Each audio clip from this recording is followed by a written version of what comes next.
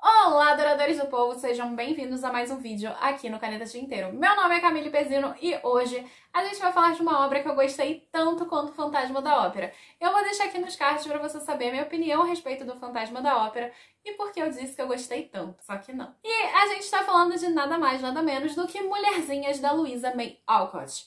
Esse livro aqui é uma semi-autobiografia e eu vou explicar já já para vocês o que isso significa. Da Louisa May Alcott. Então vamos fazer um breve resumo, uma breve análise e falar um pouquinho dessa edição desse livro que foi cedido em parceria pela editora Zahar para o nosso clube de literatura clássica, que é o Lendo Literatura Clássica, que a gente organiza junto da Jaque, do Estante da Jaquinha. E vale lembrar que a gente também tem um podcast a respeito desse livro, com a minha opinião, com a opinião da Jaque e também com a Lu, que é uma das nossas participantes. Então, vem conferir. Fazendo o resumo de Mulherzinhas. Antes de mais nada, eu quero destacar que, na verdade, essa edição da editora Zahar, como muitas das edições que tem por aí, divide Mulherzinhas e Boas Esposas. Então é por isso que tem esse tamanho. Ou seja, a gente tem 2 dos 4 livros da série Mulherzinhas. Por conta disso, essa resenha vai acabar focando tanto em um quanto no outro.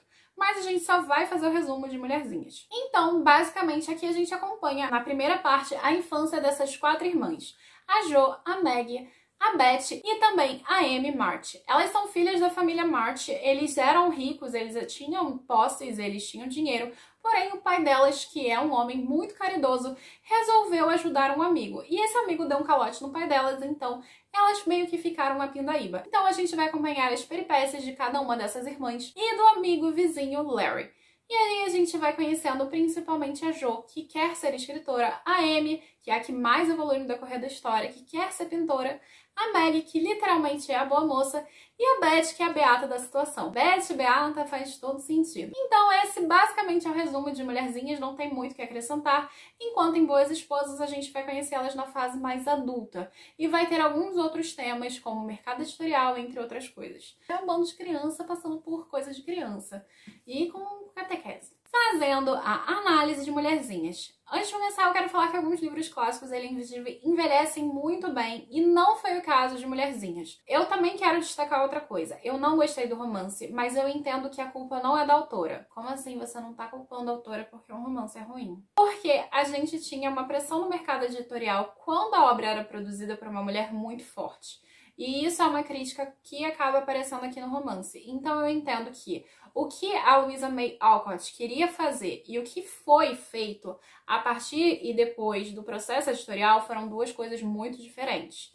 E é justamente por isso que esse romance acaba pecando muito na estrutura. Claro que você pode ver isso como uma crítica, e não tem problema nenhum, mas eu não consegui ver desse jeito, muito embora eu entenda quem veja como uma crítica. Não sei se isso fez sentido, mas eu espero que tenha feito sentido pra você, mas eu vou explicar, juro. Tem aqui uma semi-autobiografia. O que isso significa é que a gente tem uma autobiografia da própria Louisa May Alcott. O seu alter ego na narrativa é a Jo, que é a nossa protagonista. As 3 irmãs, que são representações das irmãs da própria Louisa May Alcott. E o pai, que basicamente tudo ali tá meio que relacionado à vida da Louisa May Alcott. A única questão é que, na verdade, é uma semi-autobiografia, porque alguns dados aqui são fictícios e a gente sabe, através da própria biografia da Louisa e também da Amy, ou melhor, da pessoa que representaria a Amy, que é a irmã da Louisa May Alcott. E ela, por exemplo, se tornou uma pintora muito famosa, que não é o caso que acontece aqui com a Amy no final das contas. Depois de a gente entender que isso aqui é um romance semi-autobiográfico, a gente também tem que entender que isso aqui é um romance de formação. Eu já expliquei o que é romance de formação na resenha de David Copperfield do Charles Dickens, que eu vou deixar aqui nos cards.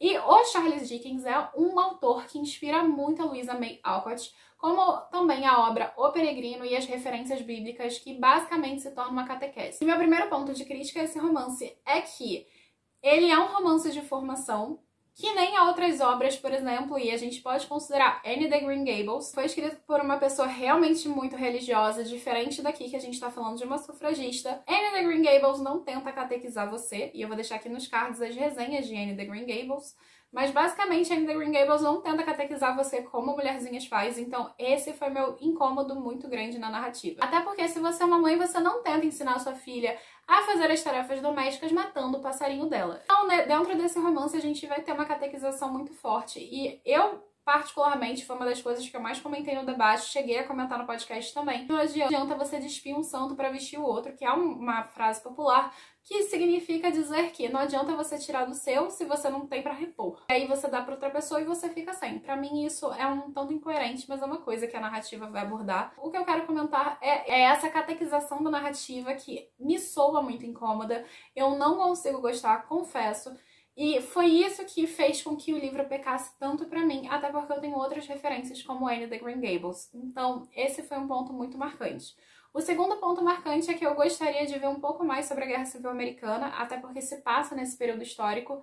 No entanto, isso fica tão no plano de fundo que a única coisa que a gente percebe é a ausência paterna e, ao mesmo tempo que a gente percebe, são os problemas sociais causados pela guerra. Tirando isso, a gente não vê mais nada, porém, como ponto positivo, e eu não estou dizendo que, na verdade, isso é um ponto negativo da obra, até porque eu acho que não era uma ideia que a Alcott tinha, porque isso aqui é um manual para boas meninas e boas esposas, literalmente, né? Para ser mulherzinhas, ela deixa isso bem destacado na narrativa. Como ponto mais legal durante a leitura dessa narrativa foi conhecer os estereótipos, os hábitos familiares daquela época, embora eles estejam filtrados pela perspectiva da Louisa. E aí eu não sei se de fato eles seguem realmente o padrão da época, mas a gente tem uma pincelada disso. Além disso, a gente também vê a mulher no mercado de trabalho, essa mulher de classe média, então eu gostei bastante de acompanhar isso, que é diferente de alguns períodos anteriores, mas aqui a gente já tá bem inserido nesse aspecto. Não é uma passada de pano, tá, gente? Como os aspectos positivos da obra, eu vou comentar as referências históricas, as referências bíblicas e religiosas, até por causa que a gente também tem referência literária aqui do Dickens, que eu acho muito interessante. Eu gosto muito do fato de que a gente entende um pouco dessa época e tem algumas passagens realmente progressistas, mas elas acabam sendo vistas de maneira negativa durante o período e durante o romance, pelo menos no meu ponto de vista, e eu acredito que isso possa muito ser por parte dos editores. Então tem algumas coisas bem progressistas, mas elas são cortadas como se fossem asas de passarinhos mesmos, e mortas como o próprio passarinho ali da história.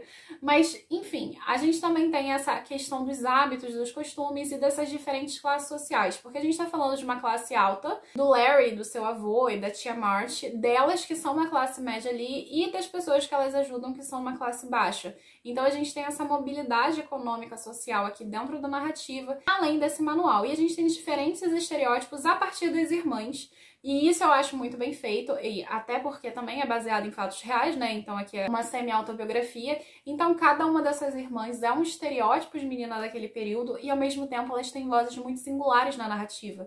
O que mostra que a May Alcott fez personagens muito críveis, personagens que conseguem falar por si mesmo, que tem voz na narrativa. Isso eu achei bem interessante, são personagens muito bem construídos. Porém, essa construção cai por terra com Boas Esposas, que é a continuação. Ela consegue desenvolver muito bem, inclusive eu já tinha comentado e volto a repetir, a personagem que mais é bem desenvolvida é a Amy, que é a irmã mais nova. Ela chega aí pra Europa na segunda parte, então é muito interessante como ela vai sendo desenvolvida. E, inclusive, as críticas sobre o casamento, o matrimônio, que é visto na narrativa como um acordo comercial que, de fato, o casamento representava e o casamento era. Além de você também ter os castelos, os sonhos que você consome, os sonhos que você adquire durante a infância e que eles não se concretizam. Então, eu acho que muitas das coisas que eu vejo como negativas e avessas ao sufragismo da própria Louisa May Alcott, elas podem ser críticas mostrando que a vida não é um conto de fadas. Então, eu entendo que possa ter esse lado de fato, e eu entendo que os editores devem ter mexido muito no texto, até porque a gente tem uma personagem desde o início que tá dizendo não vou casar, não quero casar, e no final não é exatamente isso que acontece, pelo contrário. E eu preciso destacar um dos meus maiores incômodos, se não o maior incômodo da narrativa, que foi a questão do mercado editorial. A gente tem uma crítica excelente a respeito do final da mulher, do final da protagonista, do final da personagem feminina nas narrativas, e eu acho isso brilhante porque, de fato, as mulheres elas eram designadas ou à morte ou ao matrimônio, e às vezes é a mesma coisa, né? Mas uma coisa que me incomodou muito durante o romance foi a crítica à literatura de best-seller, à literatura sensacionalista, como é representada aqui pela Louisa May Alcott. E eu acho que toda literatura é válida, você pode simplesmente querer um livro só pra você se divertir e tá tudo bem. E dentro do romance isso é muito criticado. E a Luísa, ou melhor, o seu alter ego, a Jo, ela acaba se deixando levar pelas impressões e pelas percepções dos outros a respeito daquilo que ela cria.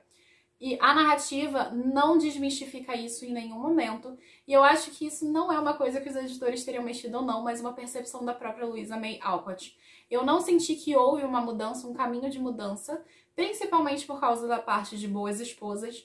E por conta disso eu me senti muito incomodada. A gente também vai ver a Jo, ela amadurecendo. E uma coisa interessante é que desse amadurecimento, ela tem que castrar os seus ímpetos para conviver bem em sociedade. Isso também foi incômodo, mas eu entendo que também é uma coisa da época. Então, muito do que eu critico nesse livro são coisas da época, porque aqui a gente tá falando de uma população muito religiosa e com um objetivo de castração do feminino muito forte. A Luísa, como foi sufragista, a Luísa como uma mulher que foi a primeira a votar no seu estado, eu acho que ela poderia ter lutado um pouco mais, mas eu entendo porque ela não conseguiu ultrapassar essa barreira. Mulherzinhas não foi uma obra que ela a priori queria escrever e nem sei se no final de fato ela realmente queria escrever ou ela disse que queria escrever só pra agradar os outros. Então, esse é um romance que talvez nem a autora goste tanto assim. Eu entendo que a Luísa deve ter outras obras mais interessantes que não marcaram a sua carreira, até porque a gente tá falando aqui de uma mulher que ela trouxe as regras, ela trouxe o manual de como ser uma boa menina, de como ser uma boa esposa, e eu acho que muitos desses ideais eram justa e exatamente o oposto do que ela acreditava, até porque a gente sabe que na historiografia da Luísa ela não se casou. Não é exatamente isso que acontece com a sua protagonista, da mesma maneira que a gente tem a sua irmã que virou uma grande pintora, e não é isso que acontece com a irmã. E por isso que a ideia dos castelos de vento me incomoda um pouco também no final. Diz para as meninas que elas podem sonhar, mas no final das contas não vai ser tão exatamente assim quanto elas queriam. E no decorrer da história, principalmente comparando Mulherzinhas a Boas Esposas, eu preferia que Boas Esposas não existissem, porque se acabasse Mulherzinhas não ia ser tão legal quanto Anne the Green Gables, por exemplo, mas não seria uma destruição de sonhos em massa, como acontece em Boas Esposas, até porque as coisas que acontecem em Boas Esposas, por tudo que eu li até agora, e tudo que eu li antes de produzir esse vídeo, antes de produzir as perguntas no debate, foi que ela estava querendo tanto mitigar todos os romances e sonhos das cartas das suas fãs, quanto estava sendo tão pressionada pelos editores que ela produziu uma obra que, na minha humilde opinião, parece um Frankenstein. E quando eu digo isso, que parece um Frankenstein, não é por causa do Victor em si, mas sim por conta da criatura, porque parece que ela pegou partes aqui e ali, destruiu a personalidade dos seus personagens só pra acabar com o sonho de todo mundo. Então foi bem incômodo, não acho que foi um romance bem estruturado. Eu acho que ela perdeu um pouco da voz narrativa que apresenta em Mulherzinhas, dessas vozes, dessas protagonistas, em Boas Esposas, e por conta disso não foi um romance que me agradou, mas pode agradar você, você pode se sentir feliz e abraçado por esse título, e entender que tudo isso é uma crítica, porque também pode ser, vale destacar, que principalmente a questão do Castelo de Vento me parece muito uma ironia que ela tá produzindo, mas não quer dizer que se de fato fosse, mas poderia ser uma coisa mudada pelos editores. Enfim, eu tô em conflito, mas basicamente eu não gostei de ler esse livro. Eu recomendo que você leia para tirar suas próprias conclusões. Agora eu quero falar um pouquinho dessa edição aqui. A edição da editora Zahar é de capa dura, segue o padrão da linha de clássicos. Tem uma diagramação confortável e ilustrações, bem como notas de rodapé que vão fazer referências históricas e referências literárias também. Principalmente do Peregrino. Enfim, gente, é isso. Eu espero que vocês tenham gostado do vídeo de hoje. Talvez tenha ficado meio confuso porque eu vim trazer uma reflexão pra vocês a respeito de Mulherzinhas, uma reflexão que eu tive. E se você quiser comprar essa obra ou qualquer outra na Amazon, compre pelo link aqui de baixo que você vai ajudar o Caneta a crescer sem pagar mais nada por isso. Você também pode encontrar a gente nas outras redes sociais, como no nosso podcast, que tem um episódio de Mulherzinhas, nosso site gctinteiro.com.br. Você também pode encontrar a gente no Instagram, @Grupo Caneta Tinteiro, e fazer parte da nossa leitura coletiva. Também pode encontrar a gente na Twitch, @Grupo Caneta Tinteiro também. E você também pode apoiar a gente no Catarse. No Catarse a gente está fazendo leitura coletiva de tomates verdes fritos. E você pode encontrar todos os possíveis apoios para o Caneta. É bem aqui embaixo na descrição. Muito obrigada e até a próxima. Tchau, tchau!